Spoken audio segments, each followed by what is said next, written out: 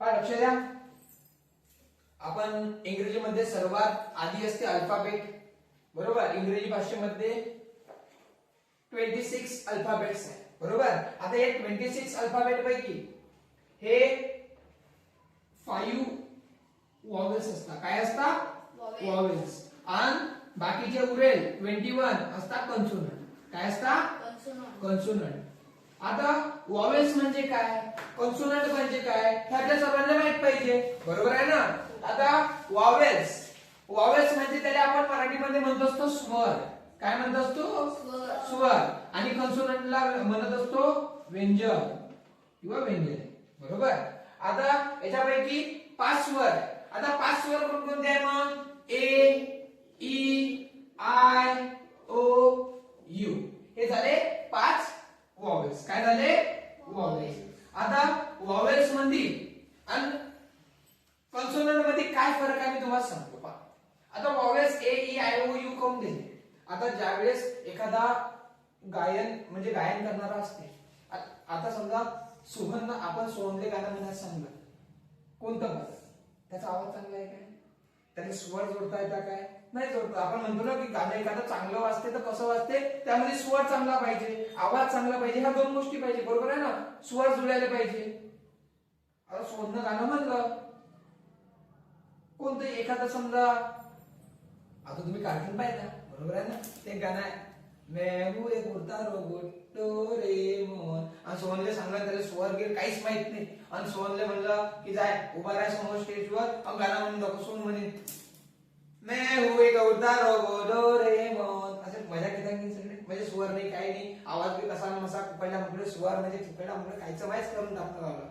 तर स्वर, आता स्वर काय असतात, व्यंजने काय असतात, हे पहा. आता स्वर कसे ओळखतो आपण, सगळ्यात पहिले आपण स्वरांची ओळख पाहू, म्हणजे वॉवेलची ओळख. आता स्वर म्हणत असताना आपण आपल्या तोंडावाटे स्वर बोलत असलो, समजा ए, ई, आय, ओ, यू, हे जर आपण म्हणत असलो तर आपली जे जीभ आहे ना, ते आपल्या मुखातल्या कोणत्याच भागाला लागत नाही. पहा, ए, ई, आय, ओ, यू लागते काय, नाही. म्हणजे स्वर कसे ओळखायचे मग? स्वर, आपण स्वराचा उच्चार करत असताना आपली जीभ ही आपल्या तोंडातील म्हणजे मुखातील कोणत्याही भागाला स्पर्श करत नाही, बरोबर.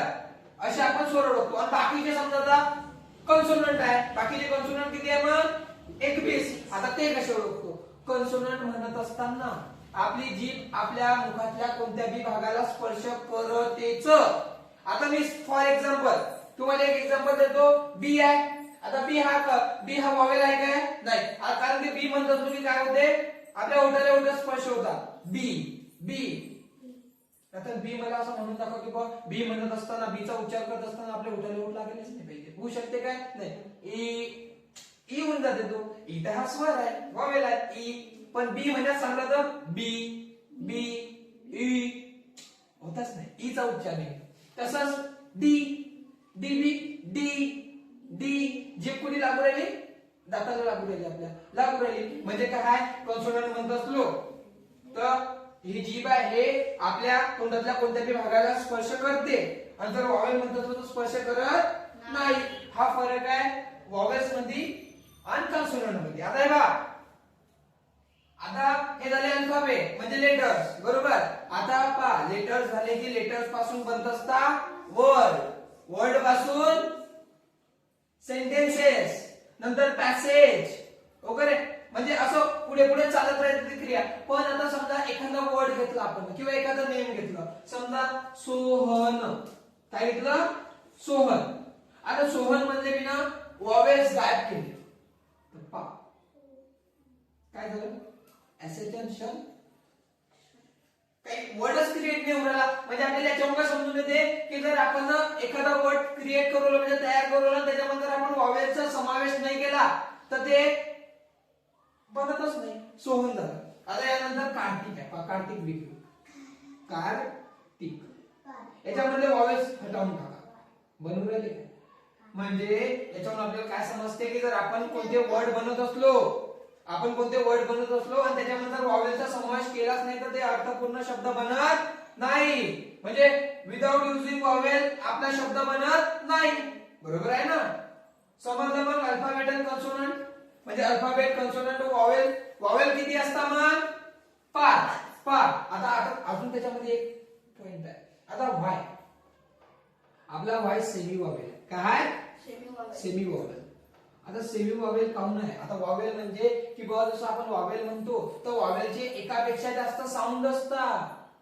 म्हणजे ए ले आपण केव्हा ए म्हणतो किंवा अ म्हणतो किंवा ऍ म्हणतो.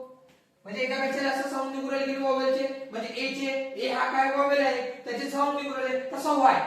आता वाय ला आपण समजा असा शब्द दिला एक काय आहे येलो.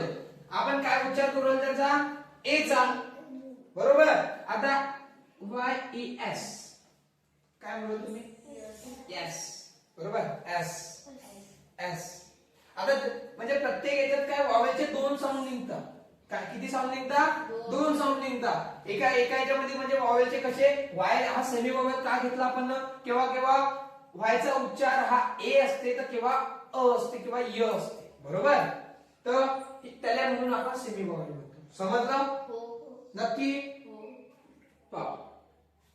हे झाले मग आपले अल्फाबेट. हे झाले आपल्या इंग्रजीची सुरुवात. सगळ्यात पहिले आपले अल्फाबेट असतात. आता अल्फाबेट पासून आपले काय बनत असतात वर्ड्स बरोबर आहे ना. आता वर्ड्स कसे बनतात. आता पुढे जर आपल्याला इंग्रजी ग्रामर शिकणं असलं तर त्याच्या शब्दाच्या जाती असतात बरोबर आहे ना. नाउन प्रोनाउन आता नाउनचे टाइप पडतात. ह्या सगळ्या गोष्टी आपण पाहणार आहे बरोबर आहे ना. तर पहा हे आजच्या लेक्चर मधलं आपलं एवढंच होतं. त्याच्या समोरचं आपण उद्याच्या लेक्चर मध्ये ओके.